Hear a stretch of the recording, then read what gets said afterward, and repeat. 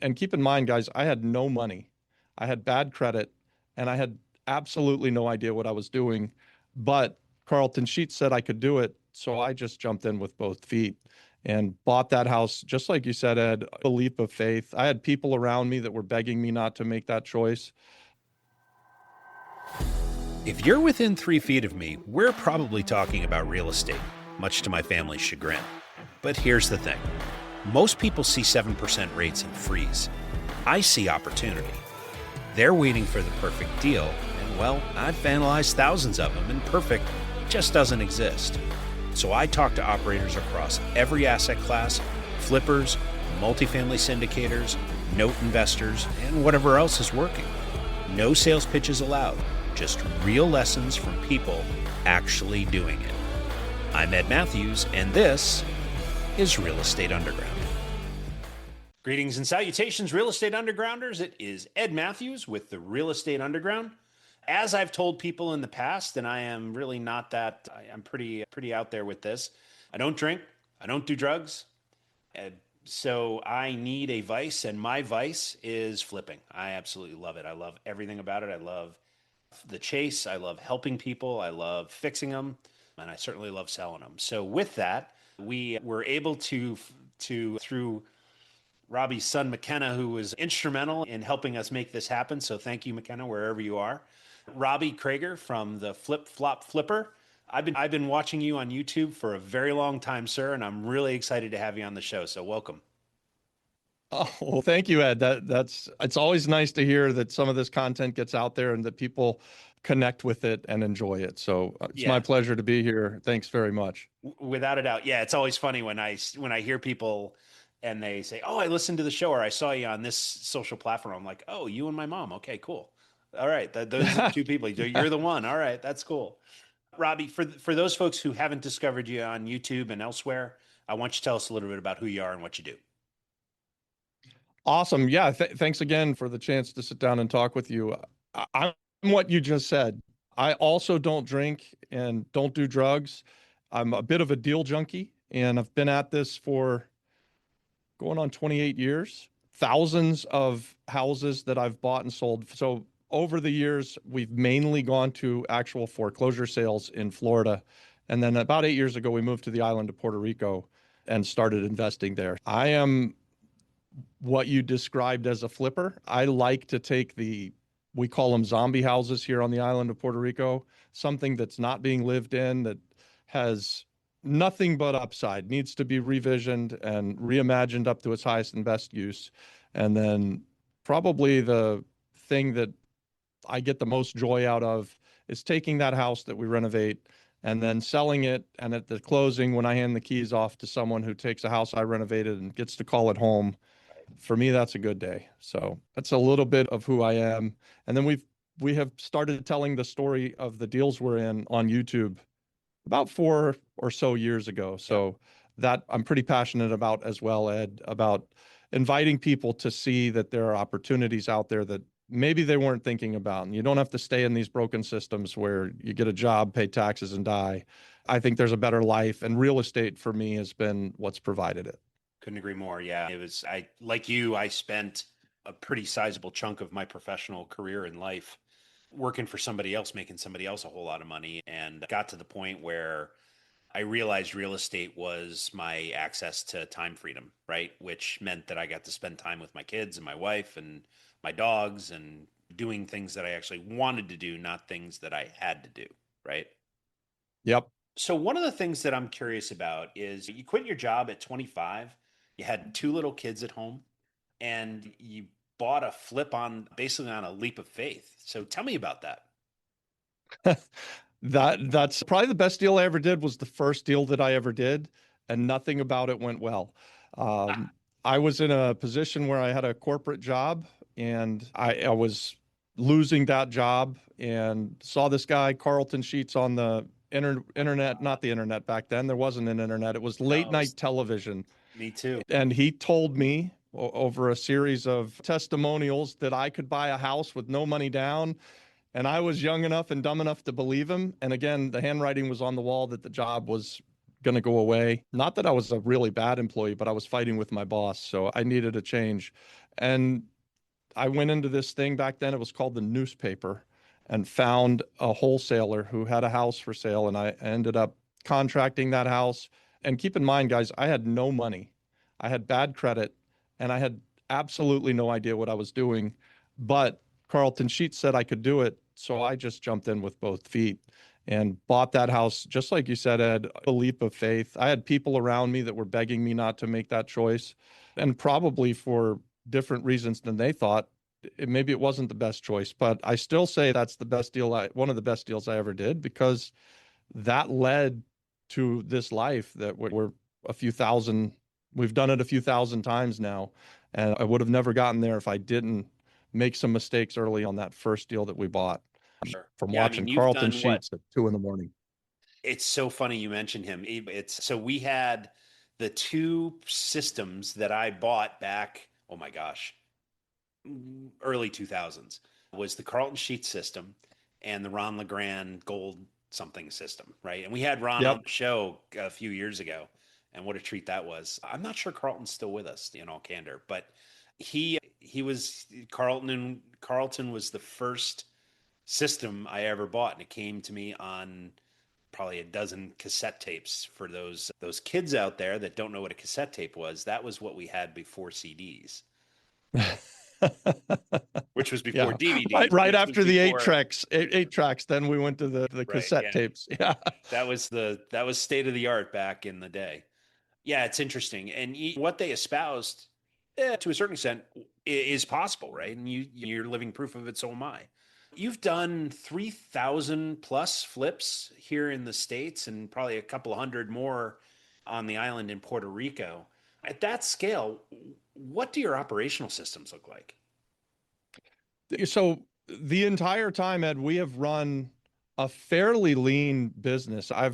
Throughout the years, I've had different partnerships, but generally it would be me and a partner and then some staff that Okay. we're talking about. Very much we're in it and on the day to day making the decisions. And it's not ever been a really big team. A lot of what we've done, we're able to do a large volume at this point because we invite one-off partnerships with people. Right. But early on, just myself and a business partner in a small office, spreadsheets galore, making tons of offers, making lots of mistakes, and building systems that eventually led to something that we were able to repeat and do fairly regularly, to the point where for 20 years we were buying a couple houses a week. Wow. Okay. Yeah, you'd have to at 3,000, 3,200 plus Yeah. flips, right? Yep. And so, how does obviously the world is rapidly changing with technology? I'm a former and now current again technologist, and I look at technology as a force multiplier, right? Much you have a process, you have the systems that manage that process, and then enabling technology that hopefully allows you to scale, right? And it sounds like you have figured that out. So, kind of walk me through how do you use technology within your business? We don't have to get into the bits and bytes. I'm not asking you to do that, but I'm curious about your vision in terms of what do you automate versus what's just fine on a spreadsheet versus looking at things and saying, "Hey, McKenna, your son, can AI do this for us going forward?" Yep. Get there. Yeah. So we're using AI every day now. And my goodness, what a benefit those people that are starting out have versus when I was starting back in 1996, 97. Yeah. We had actually physical files on everything. We had whiteboards where we would track everything we were doing and physical maps that we would put pins in for the different properties. Now, all of that stuff is done through technology. We love Go High Level. I don't know if you've Yeah.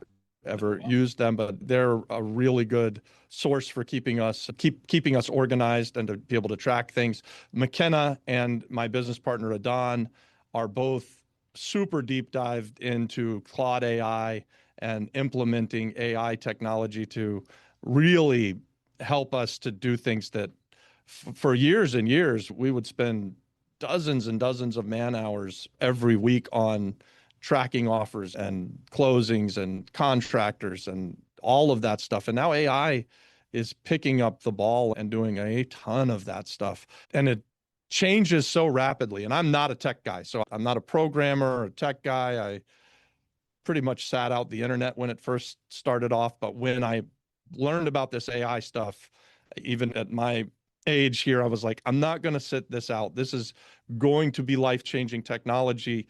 And for those people that decide to not learn it, they're going to be at a disadvantage. So we've really gone all in. I say we, and I don't really mean me. I mean we, my team, because I keep a cell phone. I don't even have a laptop at this point, Ed. I rely on my small team to keep things on track, and AI. Yeah. So I had an old boss back in the 90s, mid 90s, that said I was thinking about buying a BlackBerry. And for those folks that out there that don't know what those are, those were what we had before Steve Jobs invented the iPhone. And he looked me straight in the eye and he said, "Don't do it, man. It'll ruin your life." And to a certain extent, he was right, because people like me and you have been tethered to these phones for the last 25 plus 30 years. I'm interested in the differences that you see in the markets. Obviously, you've been super active in Florida and here in the States, and then of late, more in Puerto Rico. I remember you talking about something about the difference in returns. And so I'd like you to walk us through what that difference is and what are you seeing in the market that's so different in the islands versus here in the States?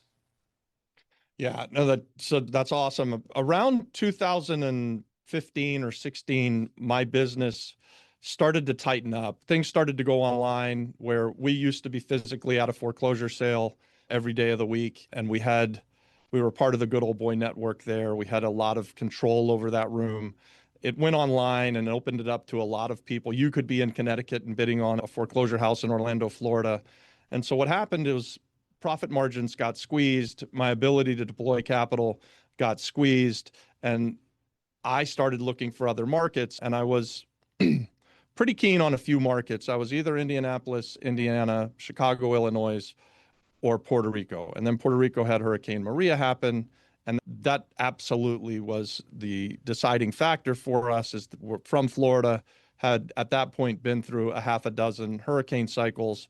And I had this idea that by moving to this new market where they had just had this terrible storm called Hurricane Maria, my money would go further and there would be lots of deals and my profit margins would expand. And so that was why we made the move. And now when we're looking at new markets, we have added a third question. What it used to be, will our money go further and will our returns be bigger? And now, I'm at 8 years into this and we're looking at other markets, the third and the most important question has become, will our investment in whatever new market is have an impact that we can be proud of? And so those are the three questions that we kind of answered when we came to the island. And as we're going to go other places in the world, those are the three questions that we ask each and every time. Will our money go further? Can we make a bigger return? And will our impact be greater because we show up somewhere? So we always want to leave wherever we are better than how we found it. And yeah, I hope that answered that question. It does. And I'm interested in the third criteria. And so when you're looking at it from an impact perspective, what are some of the things you're looking to impact?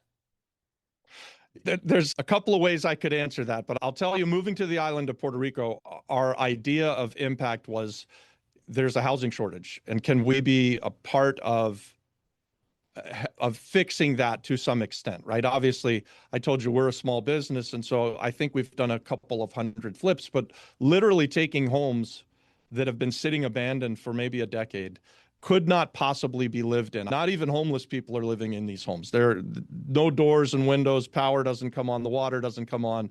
So when we buy these zombie homes and then renovate them back up to the level at which where somebody could come in and get an FHA loan, we're feeding that market of first-time home buyers, and we're hopefully hoping to solve, at least on those individual cases, part of the housing crisis. And so that impact has been huge. Employing people has been huge. And that's what kind of floats my boat, if you will. And I will tell one other way that impact is huge. I have started to tell this story. You guys, recently there was a war that started in Ukraine, and maybe you all remember the Stand with Ukraine, the little Ukraine blue ribbon flag Sure. things. Myself and Adon, who's my business partner here, we went to Ukraine on a humanitarian trip. And because we were there, we were feeding people and we were bringing money and food and stuff. And we ended up in an orphanage. We ended up meeting 3 orphans who had become orphans in the war. And this is back in 2022, right at the start of the war. And I was very fortunate that God put me in that place where I was able to help a pastor adopt those 3 boys out of that orphanage, where if they didn't get adopted out within months of me being there, they would have been kept in a Ukrainian permanent state type of thing until they were 18.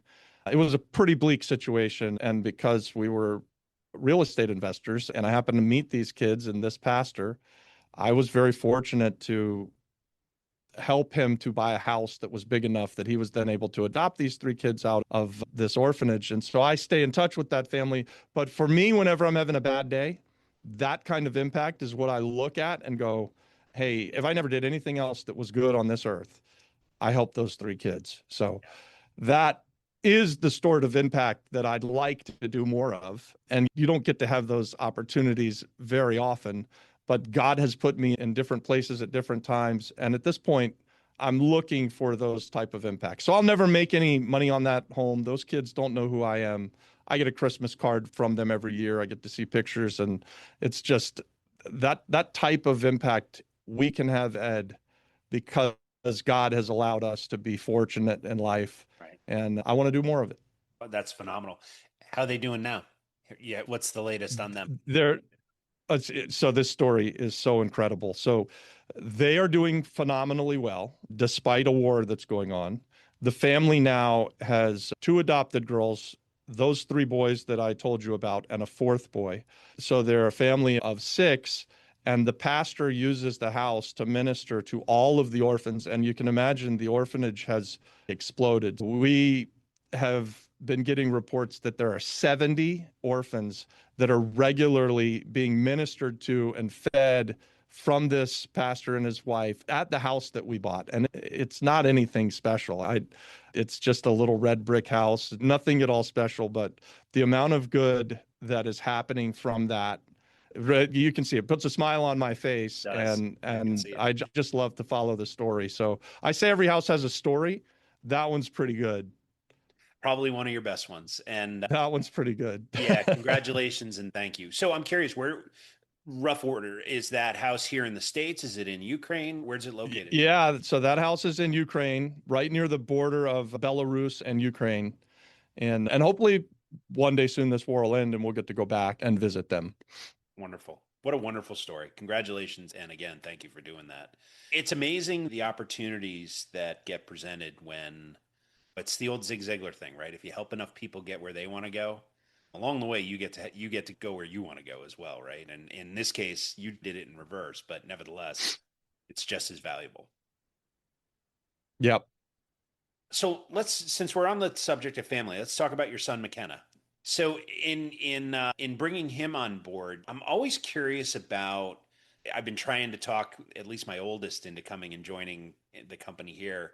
She was a criminal justice major. She just graduated from school and wants no part of this business. She wants to go into law enforcement and help people that way.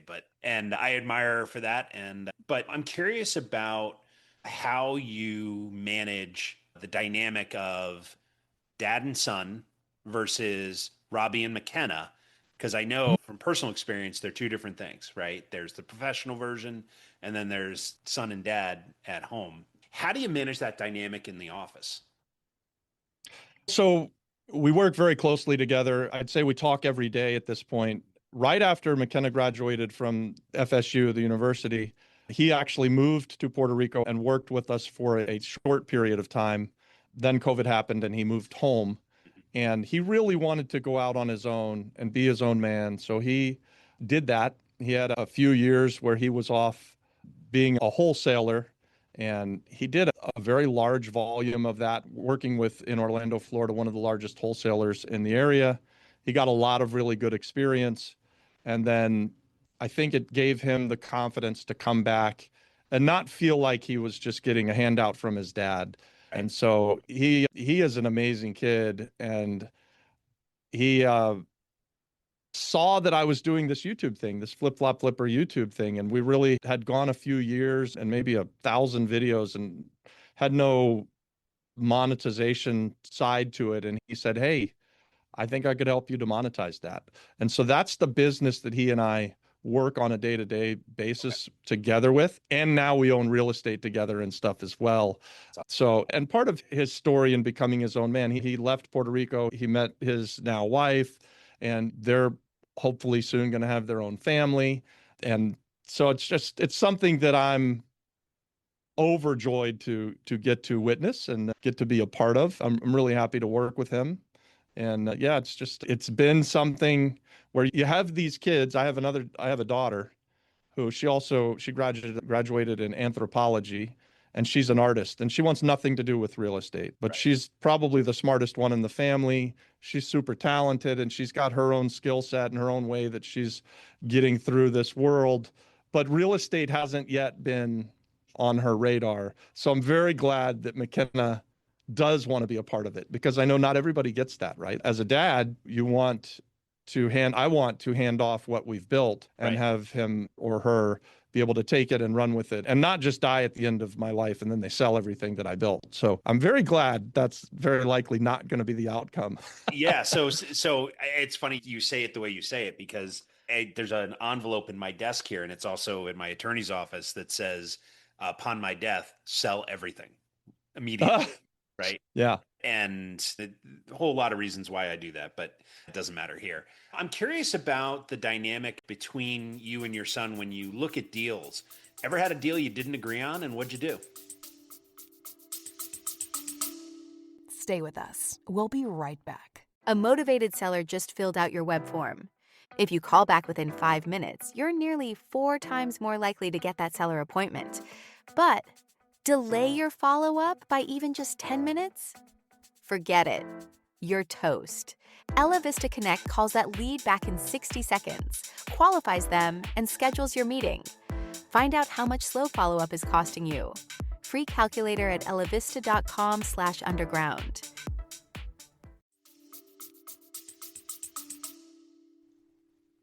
We've had lots of deals we don't agree on, and usually it will be him not agreeing with me, and then I buy it anyway.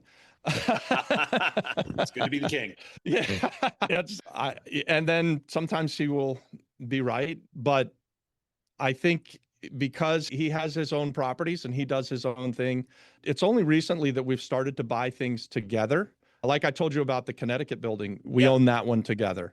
So that's pretty cool that we now we have a couple of businesses going on together. So he's got his rental portfolio, I've got a few of my own, and now we've started to do some flips together and we do own that apartment building in Meriden. Excellent. I think right now, if we're looking at a flip together and one of us doesn't agree, we have the benefit and the pleasure of missing out, and we can say no to things. So I think if it's not just a slam dunk at this point that we both are going, hell yeah, let's do it, Right. that we'll just say no and not do it. Yeah. Sometimes the deal you don't do is the better deal, right? A lot of times, I have a friend who said that you have the fear of missing out that most people suffer from. And I heard my friend Dave Steck say, I have the joy of missing out. And I've stolen that because I see it that way as well. I look at so many deals come across my desk and I say no to most of them. And I don't feel bad about it at all, because the ones that we say yes to at this point, we just know are like a slam dunk. Yeah. And here in Connecticut, where I'm based, and I know you know this market a little bit, still a whole lot of dumb money on the street. Whole lot of money doing dumb stuff, not dumb people, but yeah, Yeah. people. And I think it's fear of missing out. I've missed so many opportunities. I'm not missing this one. I'm going to figure out a way to make this work. And that's where you typically go, okay, good luck. And 3, 6, 12 months down the road, you bump into them at a coffee shop and go, how'd that work out? And you're hoping that it worked out, but in a lot of cases, yeah, not so much. So I'm also curious about how your brain works. And really, I'm interested in, obviously, you've built a tremendous business and you get up every Monday morning and the bills are paid, right? Mortgages are taken care of, college tuitions are handled, car payments are taken care of. And nevertheless, you go to work. I look at that as purpose. And so I'm curious from your perspective, what is that in your life? What's purpose? What gets you out of bed on Monday?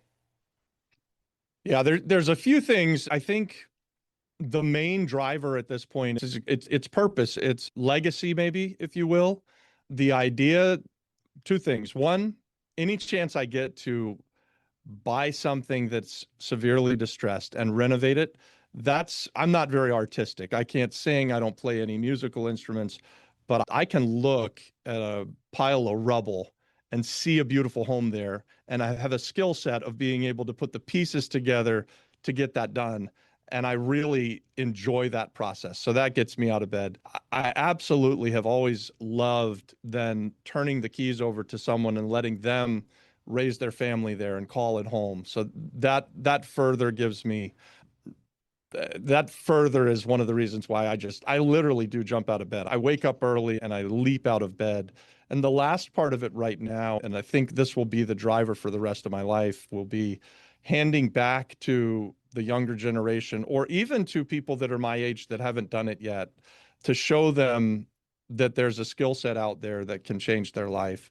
And so we've gone about building communities where there are partnerships that are being had and there's impact in the investments that those communities are making, whether that's in Connecticut or Florida or Texas or Puerto Rico, or if we go to Argentina next month. It doesn't really matter where we are. We've built a blueprint now where we think we can invite a community to come alongside of us, and through partnerships do a lot of good and have everybody have what you talked about earlier, freedom. I would call it financial freedom for sure. Travel freedom is another big one. And then the freedom to have that impact and invest with impact. Excellent. Yeah. And you mentioned communities. One of the things that I wanted to shine a light on was your free school community. Oh, yeah, that's probably our biggest community that we interact with on a regular basis. And then it does funnel down. Like if people want to do more with us, there's opportunities for that. But anybody who's watching that, if you want to come inside of our free community, there's a link there and you can come and join us and network with us, and maybe we can do a deal together. Yeah, I'll make sure that the link is in the show notes so that everybody can access that. One of the things that I firmly believe, and I think I learned this in my corporate life, although I still am prone to mistakes. Nevertheless, you can ask my wife about that. I fundamentally believe we learn way more from the mistakes we make than from the successes we have. So I'm curious about a professional mistake or a decision that you've made along the way that you look back on and go, man, I'd love to have that back. And what'd you do about it? How'd you manage through it? Yeah, there's one that just jumps to the top, and like you said, there's lots. We learn by having mistakes, and we call them lessons. But the one thing I would tell myself if I could go back to 1996, I would say, listen, as fast as you can, keep some real estate. And I didn't do it. I think I did 1,000 flips before 2007 and had a really good life because of it. But I wasn't really building anything that was going to be long lasting. There was no wealth. And then if you remember along that timeline, 2007, 2008, the world went upside down and we didn't have anything to fall back on. So it was a massive mistake that I made. Had I just kept a few properties a year in those early years, and it wouldn't have been difficult. It wouldn't have probably changed my life at all. It just wasn't the way that I was focusing. I was just buy it and sell it as fast as I could. And so we lost it all when the times got tough because we didn't have any income to fall back on. And at the time, we were a debt-driven business. So everything I did, I borrowed hard money. I really have never dealt much with the banks, but I borrowed hard money. And the shift that I made, the way we recovered, one, thank the Lord, I went broke like a year and a half before the rest of the world. So I was back at it by the time the rest of the world started to go broke. But we started partnering with people who had money instead of borrowing money. And that was a major catapult for us to have success. We started keeping a lot of stuff at that time. We were partnering with people who had money, and we were investing for cash flow rather than for chunks of money by doing flips. And those two decisions allowed us to get all of our net worth back and add a zero. So that was Awesome. that's what jumps to mind. I really wish I could shake that young man and say, hey, don't just sell everything you've got. You need to keep some of this stuff so that you're building wealth. Yeah, right on. I agree. I tell people I regret every building I ever sold, even if it was for a I good reason. I don't Still really regret. ever regret the ones that I keep, Ed, right? So No, that's exactly. My point exactly, right? In fact, I have this unofficial policy where I will go out of my way not to drive by a property that I once owned, just because I don't even want to think about it. Denial keeps me from going cuckoo. So I'm curious about how you take in information. What's the author of the book you're currently reading right now? So I'm rereading, and actually inside of our free community, we've got a book club that we are studying Think and Grow Rich. So that's my second favorite book of all time. I'm always reading the Bible, and I've read front to back Think and Grow Rich. This is at least the fourth or fifth time. And there are a few other authors that I really like. I like Outliers. I just reread Outliers, which is Malcolm Gladwell book. I read a lot of books, and I say I read them. I like to get the books on tape, and when I'm driving around, I let the author read their book to me. And there's a lot of them. I'm always reading something. Right now, the one is Think and Grow Rich, though. Excellent. And then finally, I'm curious about how you define success in your life. Yeah, and that's changed over the years, right? So obviously, when I was young, I like to have boats and fast cars and front row seats at the Magic games. And after going through the time where we went broke, none of that stuff turns out was important at all. And how I really define success at this point is the impact that we can have, whether that's helping some orphans in Ukraine or showing someone who's never done it before that they can break outside of a broken system, that they could become something that they maybe never were told. Maybe their parents didn't say that they could become an entrepreneur, but we have a lot of joy, or I get a lot of joy out of showing people how they can do it. So that's where I plan to focus forever. I say this, over the years, I've helped thousands of people buy a house and become a homeowner. Over the next several years, I hope to help thousands of people actually become entrepreneurs and real estate investors. That's awesome. So when you're not talking about real estate, what do you like to do for fun? I like to travel, and you're not going to believe this, but when I travel, I always look at the real estate. But we travel quite a bit as a family, and we just went on a trip. We got to go to the Olympics this year.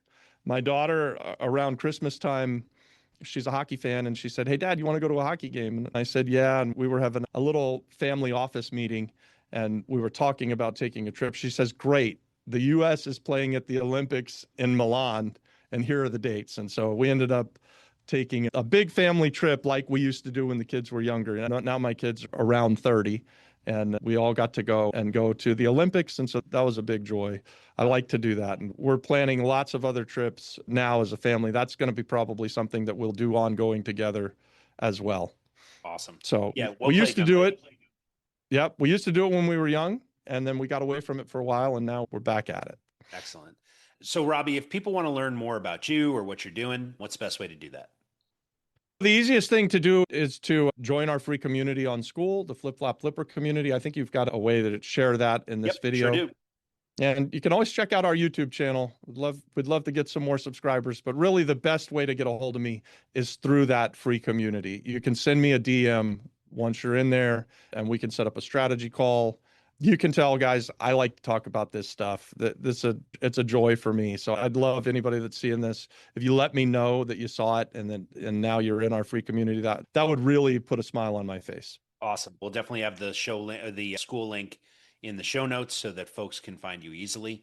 Robbie, thank you so much for your time today. I'm really grateful. I apologize we went a couple of minutes long, but I was actually having a lot of fun, and I really enjoyed learning more about you and getting to know you a little bit. So thank you. Yeah, thank you, Ed. Thank you for having me on. And I'd love to extend the offer for us to do this again. And maybe I interview you next time, and we'll put you out on the FlipFlop Flipper YouTube channel. It's a date. I'll be there. Tell me when. Awesome. We'll set it up. Thanks very much. Right on. God bless. This has been the Real Estate Underground. Don't forget to subscribe. It helps us grow. Until next time, Undergrounders, remember your real estate journey begins with a simple step forward. Now get to it. Bye for now.